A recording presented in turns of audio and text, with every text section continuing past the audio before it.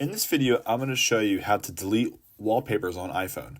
So it's very easy to do. There's one other way to do it, but I'm going to show you a very simplistic way to change your wallpapers or delete them in a really timely and quick manner. So if you have your iPhone, what you want to do is go to the top left and swipe all the way down.